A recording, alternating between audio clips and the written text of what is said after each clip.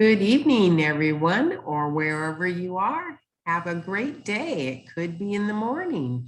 This is Reverend Beverly, and we have Reverend Kim with us. And we're going to talk about something really exciting and uplifting today. I'm excited because I'm ready for it. Take it away, Kim. Thanks, Rev. Hi, everybody. Yay. So yes, we were just talking about the weather. And today here on the East Coast, at least in Pennsylvania, it was like around 50 degrees. It was really nice. It was really nice. Now, there was a breeze, so it was still a little chilly. The sun was out, but I was getting distracted from work because I wanted to go outside. So I take the dog out. That's my excuse. He could carry. He's like, yay, let's go outside. And and I felt it. I felt it more so today than, I mean, it's been working its way up. The energy is changing. The air is changing. You can almost literally feel things starting to wake up in the earth. And there's like this big sigh of relief for me that It's been 2 years. If you really think about it, since the COVID started and everybody kind of inside, and just finally the earth is responding and opening up. that's, you know what, I did not think about that. You're right. There is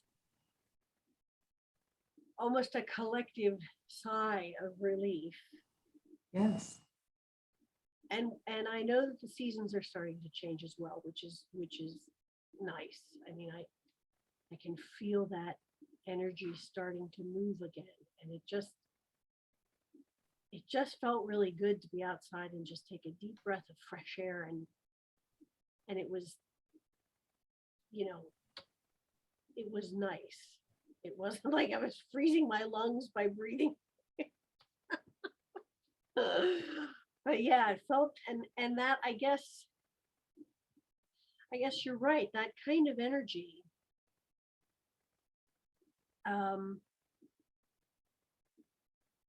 is important to pay attention to. It's something that I think we need to focus on moving forward. That kind of positive energy.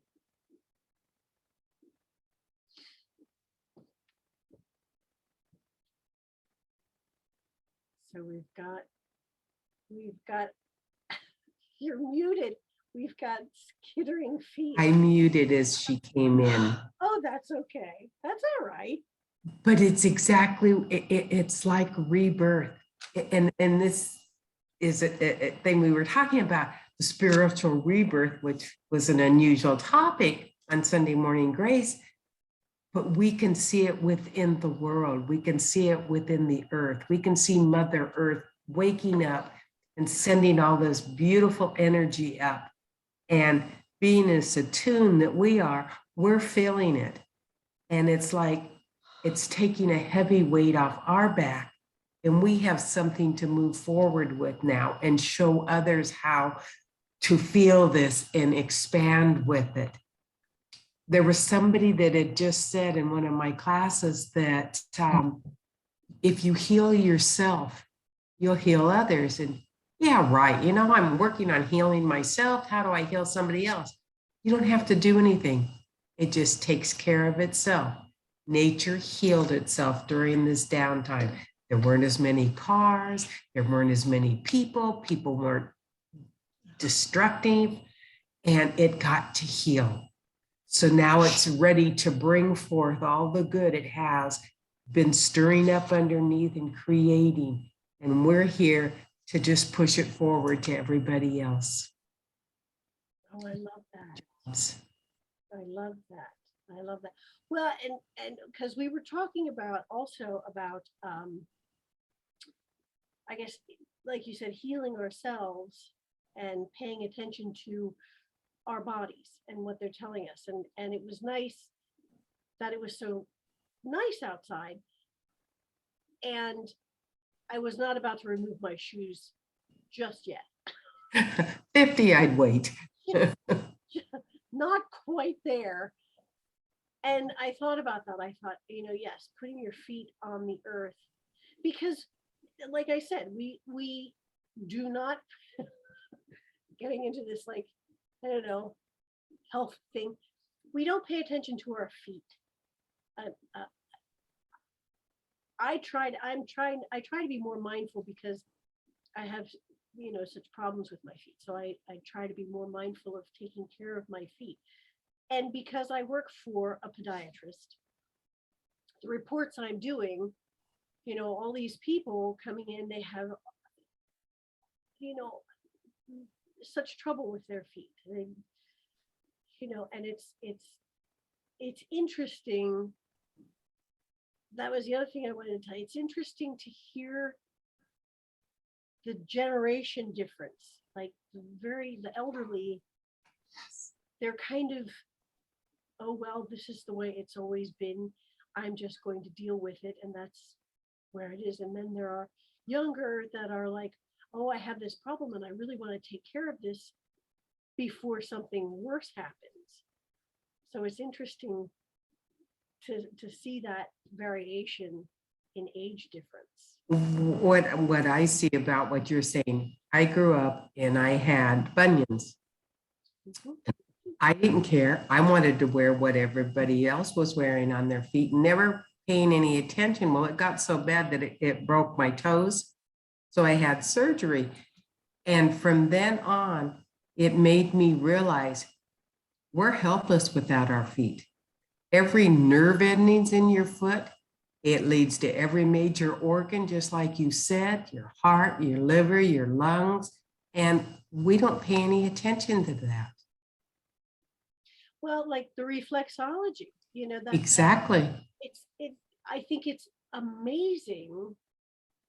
It's so amazing to me that your feet are a map to your entire body.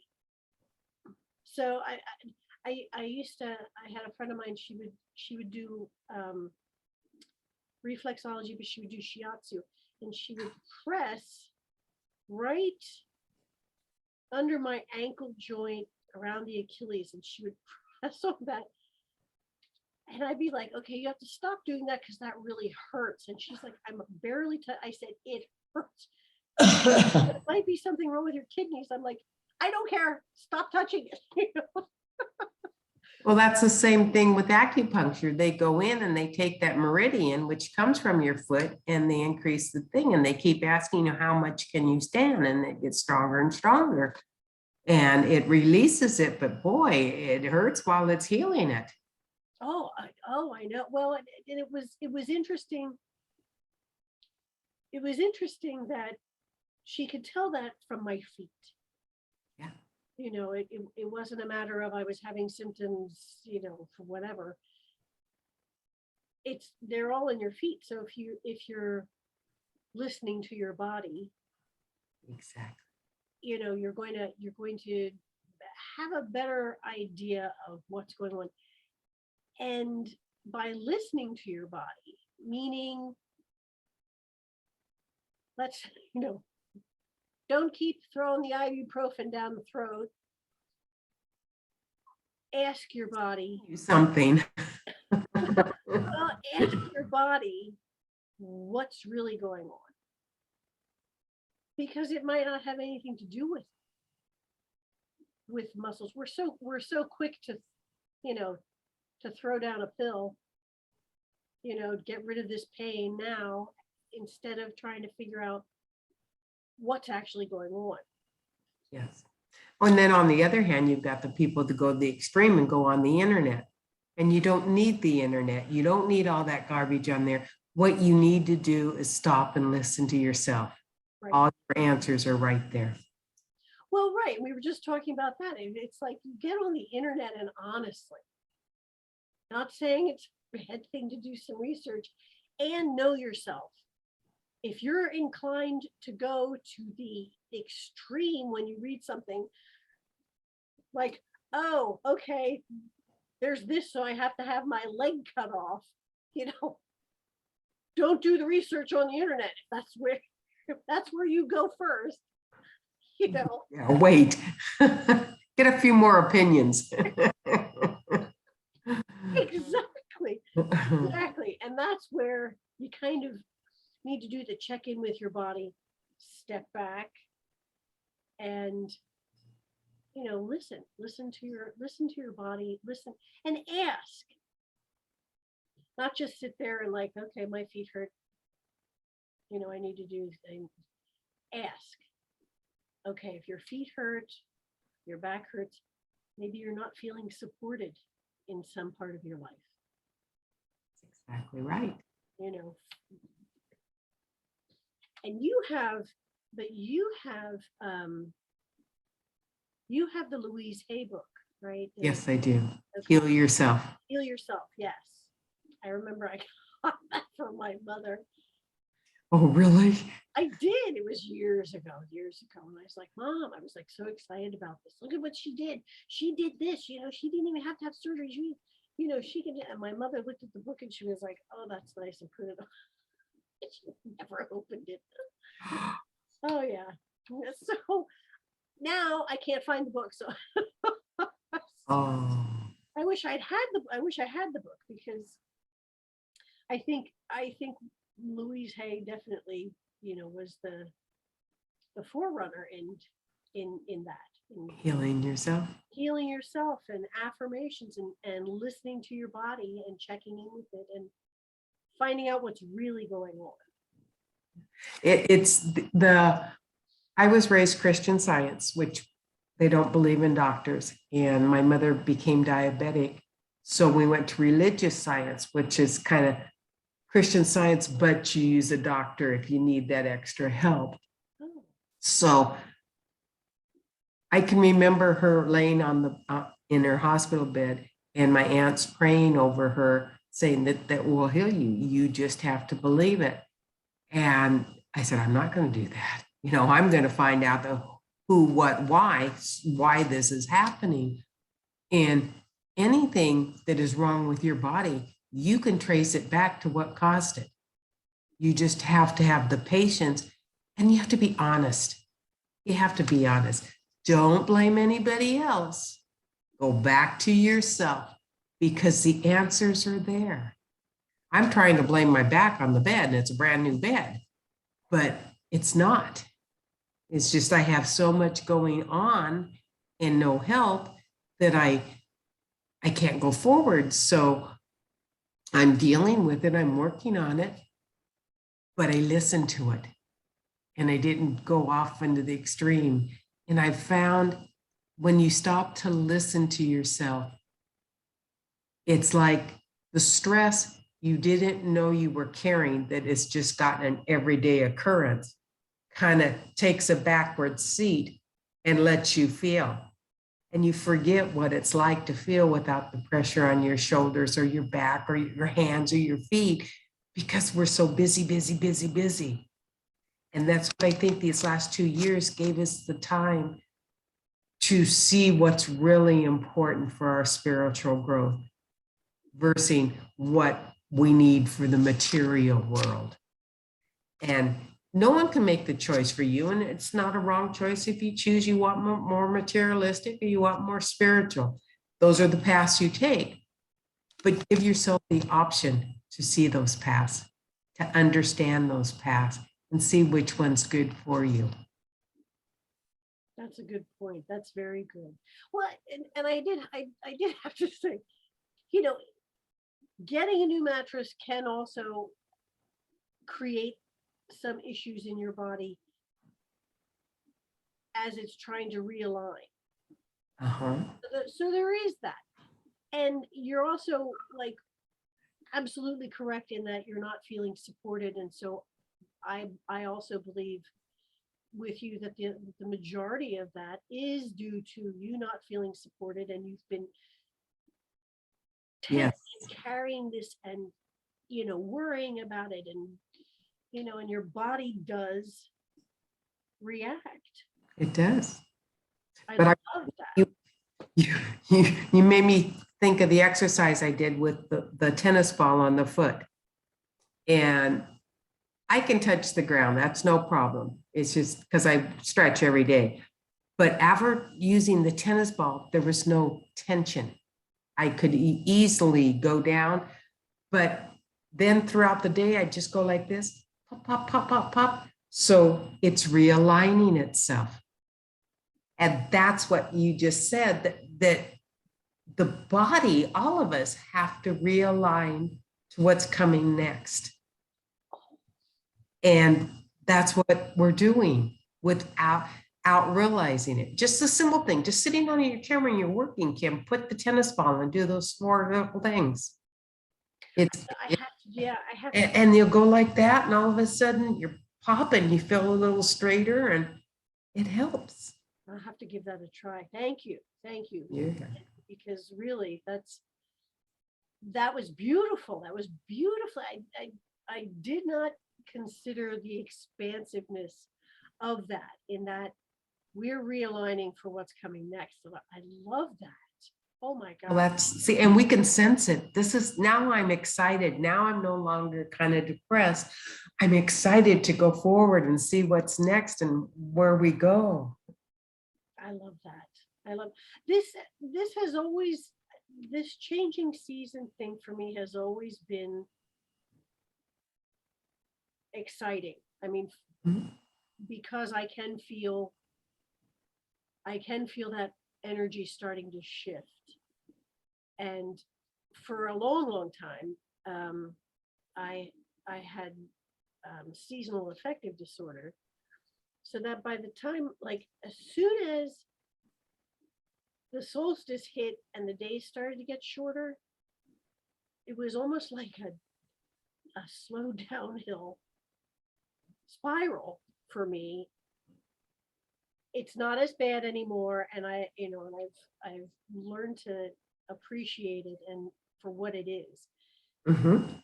It's telling your body On the reverse, slow down. Now that things are starting to wake up in the earth, I can feel that, and I can breathe easier, and the air is fresher, and there is that scent, there's that Rebirth.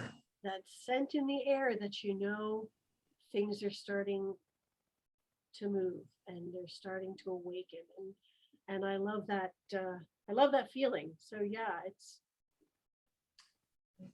but I love that.